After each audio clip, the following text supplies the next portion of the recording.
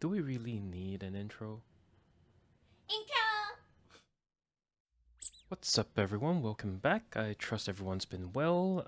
If not, get some tactile switches. I love typing on tactiles and it just makes me feel better, but that's just me. You'll probably have your own coping mechanisms, and that's okay. You do you to get you good. I do appreciate a good linear switch though, and these KTT Yexia switches have been doing it for me for this past week. As of filming this video, the one sound test on YouTube seems to have disappeared, and a quick Google search only brought up 2 vendors that carry these switches, one of which is the fantastic Keeps and Cables from Perth in Western Australia. Now, Keeps and Cables did not sponsor this video, but I am affiliated with them. You can use the link in the description below to help support me and my channel if you do end up purchasing these switches from them. Really appreciate it. Do check out their Discord channel as well. It's a really active community filled with really helpful people. Anyway, we'll do an overview of the KTT Yexia switches, a quick comparison with several other switches, and dive right into the sound tests. Let's get started. Alrighty, let's take a look at these Yexia switches. It's a 3-pin linear switch, meaning that it's plate mounted. So if you're going for a soldered plateless build, it might get a little tricky to mount and solder. It has the box style housing clasps, mixed PC top, mixed nylon bottom. It's got a 22mm dual stage spring and bottoms out at 53 grams. It's got a really light factory lube, one of the best I've seen actually. Not really, can't really tell, but you can feel it.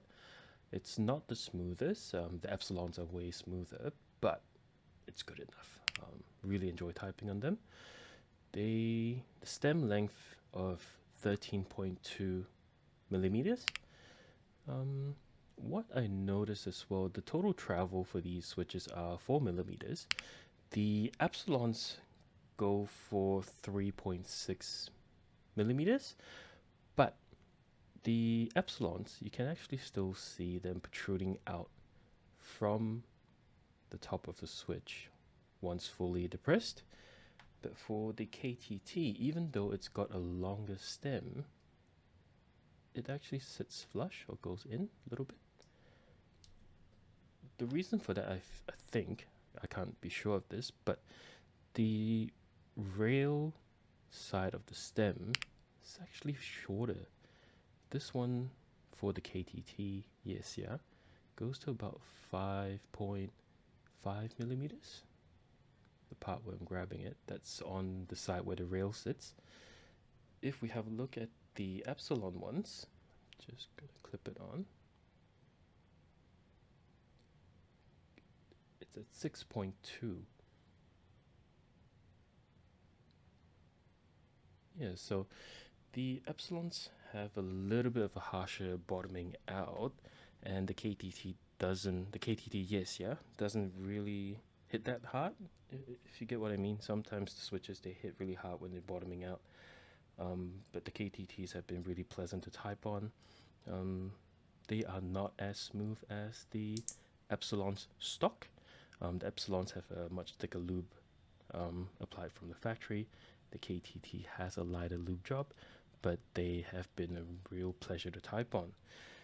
If we compare just a visual comparison of the spring strength, the epsilons have a progressive string, if I'm not wrong, but if we can see, get it closer to the camera,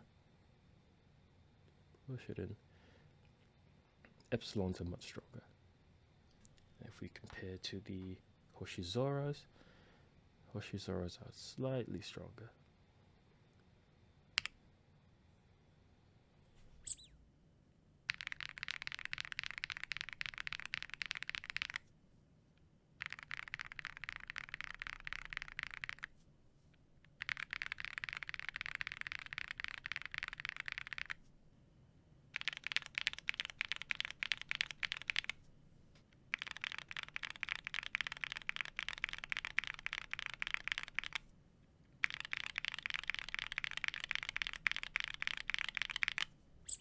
So, in terms of sound profile, the epsilons are the deepest of the three, followed by the Yexia, and then the Hoshizoras.